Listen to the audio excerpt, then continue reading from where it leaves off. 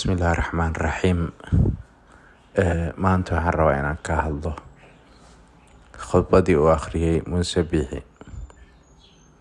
Haddaan uga subtin subscribe-ka noo saara iyo like-ta. Haddaan ku socdo Muuse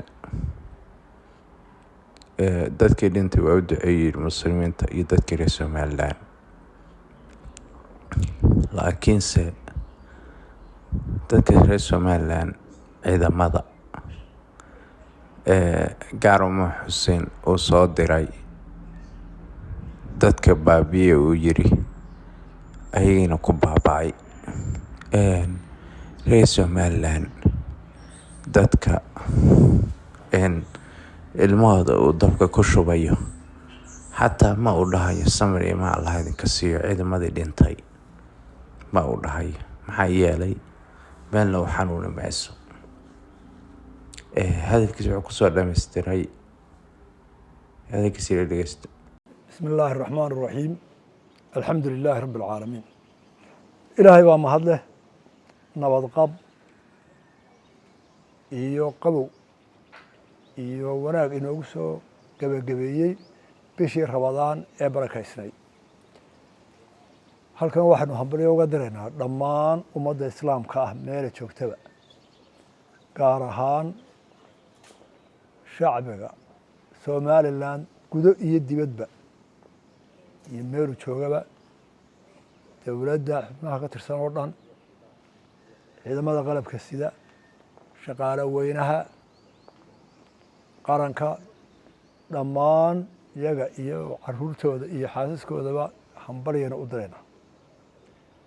ilaahay waxaynu ka baryaynaa subxaanahu wa tacaala inuu inaga aqbalo cibaadaadkii aynu soo gudinay bishii Ramadaan, soon leh, saka leh, salaad leh, tahajud iyo taraawiix leh.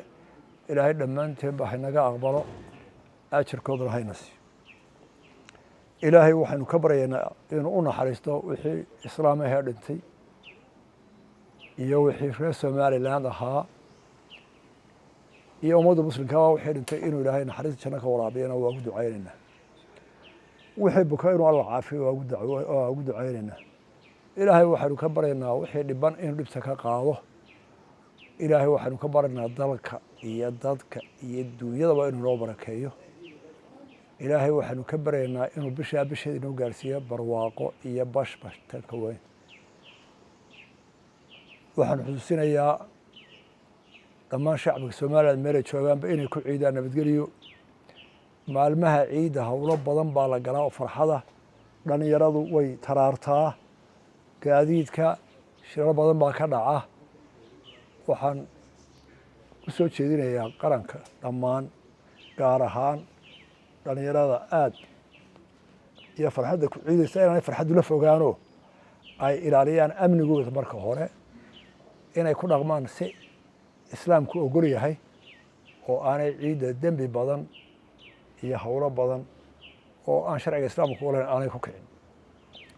waayeelka waxaan ka codsanayaa inay aad iyo aad maalintaa ciiddaa uga waariyaan, ugana howlgalaan dhalinyarada gaadiidka wata gaar ahaan iyo kuwa meelaha buuqaa tagaya amnigooda. xataa waxaa dhacda caruur yaryar oo sabiho badan oo maalmaha luma, qaar buuqa la jiiro. waxaasoo dhan laga digtoonaado, caruurta la dhowrana waa faraya. waxaan ku soo ururaya dembigana Allah ha dhaafo, kii waalidkeena Allah ha dhaafo. Somaliland horumar iyo barwaaqo iyo iyadoo caalamka ka midana insha Allah bisheeda aan ku ciidno. Wassalaamu calaykum waraxmatullaahi wabarakaatu. hadalkiisa wuxuu ku soo dhameystiray oo dhahay sanadkan sanadkiisa kale inaan caalamka waxaan ka raadinaynaa gooni istaagii iyo wixii baa niyadda uga jira. sanadkiisa kale barwaaqo iyo bashbash iyo wax fiican baanu caalamka ka raadinaynaa buu ku leeyahay. gooni istaag baa ku jira. ilmaha 15 jirka ah iyo 18 jirka uu dagaalku u soo wadana kama hadlayo. ilaahay buu leeyahay soonka iyo sakada iyo aan soo gudin ilaah naga aqbalo. guri uusan lahayn nin degan salaadu ku tukado ilaahay ma ka aqbalaa? Culimada ma weydiiyey Somaliland mise aayadda ilaahay kuma fasirmato qofka Somaliland qaadcu dariiq hadduu yahay.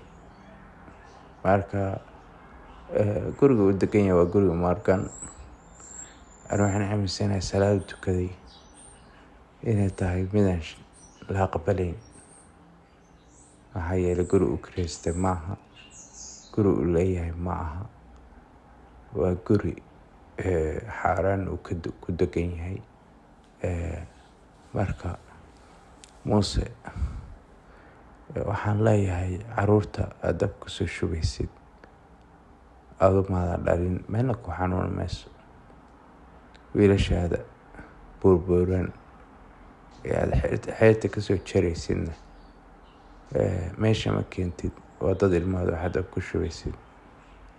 Ma liibaanaha lagu liibaanay waa dad ilmahood. Marka qof dhiig muusan qabana maanta oo dhan hadduu reer Somaliland baa duceynayaa dhaho iyo hadduu Muuse ku duceynayaba ilaahay ducadaas kama aqbalo.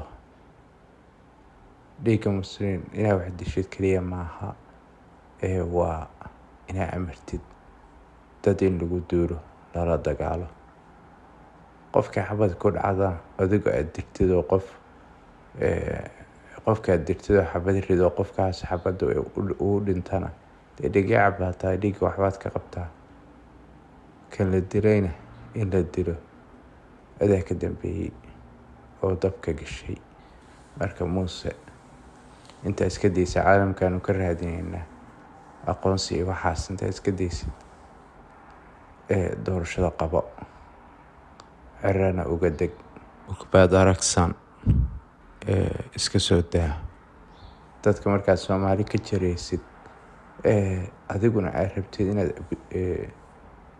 gumaysatid, dee Soomaali ma gumaysateen, Soomaali baa kuu dhaanta. Adina gumaysatid, dadka waxaa u dhaanta Soomaalidooda inay raacaan